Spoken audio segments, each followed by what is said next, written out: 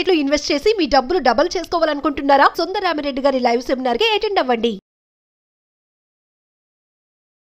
Hi viewers, India's largest digital media network Suman టీవీకి స్వాగతం. ప్రస్తుతం మనతో ఉన్నారండి ఒక సైకాలజిస్ట్ శ్రావ్య గారు అని, వైజాగ్ నుంచి. నేను తనది ఇన్స్టాలో రీల్స్ చూశానండి, చాలా చక్కగా చెప్తారనమాట. సో నాకు అప్పుడు అనిపించింది బోల్డ్ అనే టాపిక్స్ శ్రావ్య గారితో చెయ్యొచ్చు అని చెప్పి నేను ఇన్స్టాలో పాపం మెసేజ్ చేసిన వెంటనే రిప్లై ఇచ్చారు. సో అలా అలా కాంటాక్ట్లోకి వచ్చేసారు. ఈరోజు మన ముందుకు వచ్చారు. బోల్డ్ అనే టాపిక్స్ మనం సైకలాజికల్ పరంగా శ్రావ్య గారిని అడిగి తెలుసుకుందాం.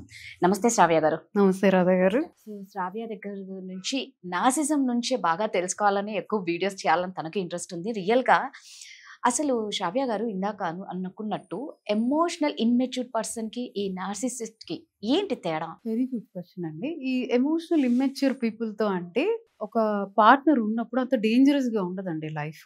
కాకపోతే చాలా ఎగ్జాస్టింగ్గా ఉంటుంది. మొదట్లో చాలా సరదాగా ఉంటారు, ఫన్నీగా ఉంటారు, చైల్డిష్ మెంటాలిటీ ఉంటుంది. కానీ వెన్ ఇట్ కమ్స్ టు రిలేషన్షిప్లోకి వచ్చాక, పెళ్ళి, రెస్పాన్సిబిలిటీస్ వచ్చేటప్పటికి ఎస్కేప్ అవుతారండి. రెస్పాన్సిబిలిటీస్కి ఎస్కేప్ అయిపోతారు ఇమ్మెచ్యూర్ పీపుల్. నార్సిసిస్ అలా కాదండి, క్యాలిక్యులేటెడ్గా మిమ్మల్ని డ్యామేజ్ చేస్తారు, క్యాలిక్యులేటెడ్గా మ్యానిపులేట్ చేస్తారు. క్యాలిక్యులేటెడ్గా మిమ్మల్ని డ్యామేజ్ చేయడం అనేది క్యాలిక్యులేటెడ్గా ఉంటుంది. ఎమోషనల్ ఇమ్మెచ్యూర్ పర్సన్ ఏది క్యాలిక్యులేటెడ్గా చేయరండి. వాళ్ళంతే చైల్డిష్ మెంటాలిటీ కానీ, చైల్డిష్గా చిన్నపిల్లల్లాగా ఉండడం కానీ, రెస్పాన్సిబిలిటీస్ తీసుకోలేకపోవడం కానీ, వీళ్ళతో ఉంటే ఎగ్జాస్ట్ అవుతామండి. ఈ ఎమోషనల్ ఇమ్మెచ్యూర్తో పీపుల్తో చాలామంది అంటే అనుకుంటారండి, లైక్ కపుల్స్ వస్తూ ఉంటారు కొంతమంది, ఈ ఎమోషనల్ ఇమ్మెచ్యూరిటీ నార్సిజం అనేసుకుంటారు వాళ్ళు. సో ఈ టాపిక్ నేను అందుకే తీసుకొచ్చాను. ఎమోషనల్ ఇమ్మెచ్యూరిటీ చాలా different topic with than narcissism అంటే. సో నార్సిస్తో ఉండేటప్పుడు ఏమవుతుంది అని అంటే, ఇంతకుముందు మనం మాట్లాడుకుంటున్నప్పుడు వీళ్ళకి కంట్రోల్ కావాలి, పార్ట్నర్ మీద కంట్రోల్ కావాలి, గ్రాండియోసిటీ కావాలి, జాలి ఉండదు. ఇది నార్సిసిజం. కానీ ఎమోషనల్ ఇమ్మెచ్యూర్ పీపుల్తో అలా కాదండి, మీకు డ్యామేజ్ ఉండదు, ఆ రిలేషన్షిప్లో డ్యామేజ్ ఉండదు, ఎగ్జాస్ట్ అయిపోతారు, ఇక్కడ షాటర్ అయిపోతారు. నార్సిసిస్ట్తో రిలేషన్షిప్లో ఉన్నప్పుడు షాటర్ అయిపోతారు. ఓకే, మీరు అన్నట్లు తేడా అయితే కనిపిస్తుంది మీరు చెప్పిన దాన్ని బట్టి. మరి ఈ ఇమ్మెచ్యూర్ పర్సన్స్తో ఫ్రెండ్షిప్ చెయ్యొచ్చా? ఫ్రెండ్షిప్ చేయొచ్చండి, చాలా ఫన్ ఉంటుంది వీళ్ళతో. ఎందుకంటే చిన్నపిల్లల మెంటాలిటీ కాబట్టి చాలా సరదాగా ఉంటుంది, వీళ్ళతో పార్టీస్ చేసుకోవచ్చు, ఎంజాయ్ చేయొచ్చు. When it comes to money లేదా పెద్ద డెసిషన్స్ తీసుకునేటప్పుడు మాత్రం వీళ్ళని అసలు ఇన్వాల్వ్ చేయకూడదండి. వాళ్ళతో ఎలాంటి కమిట్మెంట్స్ పెట్టుకోవద్దు.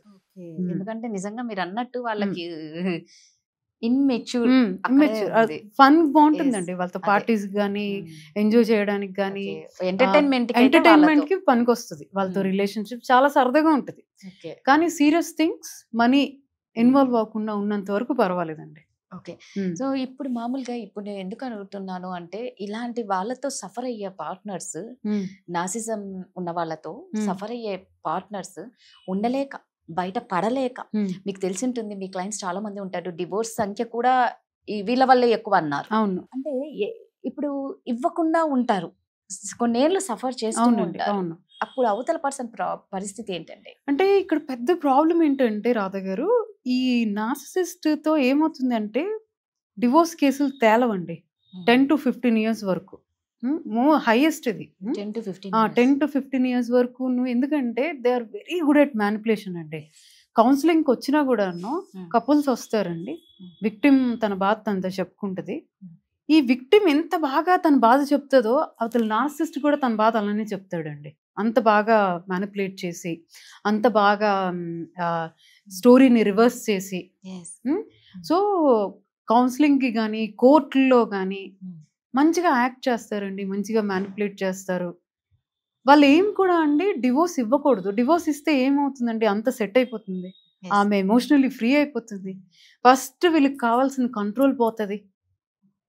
నా కంట్రోల్ పోయింది, నా చేతిలోంచి వెళ్ళిపోతారా మనిషి, వాళ్ళకి అది నచ్చదండి. దానివల్ల ఎంత ఏడిపించాలో అంత ఏడిపిస్తారు కోర్టుల్లో, లాగ్ చేస్తూ ఉంటారు. బేసిక్గా కంట్రోల్ పోవడం అనేది వాళ్ళకు ఒక నైట్ మేర్. కంట్రోల్ పోవడం అనేది, పార్ట్నర్ కంట్రోల్ తప్పిపోతుంది, లేకపోతే నా చేయి దాటిపోతుంది, నేను డివోర్స్ ఇచ్చేస్తే చాలా హ్యాపీగా బతుకుతారు అనేది తట్టుకోలేరు వాళ్ళు. దానివల్ల ఎంత ఏడిపించాలో, ఎన్ని సంవత్సరాలు లాగాలో అన్ని సంవత్సరాలు లాగుతారు. మరి అంతవరకు ఈ అవతల పర్సన్ పార్ట్నర్ సఫర్ అవ్వాల్సిందే. ఇది అంటే మోస్ట్లీ ఆ స్టేజ్ లో ఉన్నప్పుడే వస్తుంటారండి నా దగ్గరికి. ఓకే. నా స్టేజ్ లో ఉన్నప్పుడు కోర్టులో తేలట్లేదండి, ఇది ఇంకా అవుతూనే ఉంటది, వాళ్ళ ముందు మంచిగా మాట్లాడతాడు, లేకపోతే నేను మారతాను అంటారండి. ఎస్పెషల్లీ నాకు ఒక ఛాన్స్ ఇవ్వు, నేను Yes. మారతాను. హూవరింగ్ అంటారండి దాన్ని. నేను మారుతాను, నాకు ఇంకో ఛాన్స్ ఇచ్చి చూడు అని పెద్దోళ్ళ ముందు ఎస్పెషల్లీ Yes. ఇట్లా సిట్టింగ్ వేసేటప్పుడు అవును. కానీ, కోర్ట్ లో కానీ, ఇట్లా కౌన్సిలింగ్ కి వచ్చేటప్పుడు కానీ నాకు ఛాన్స్ కావాలి అని అంటారండి.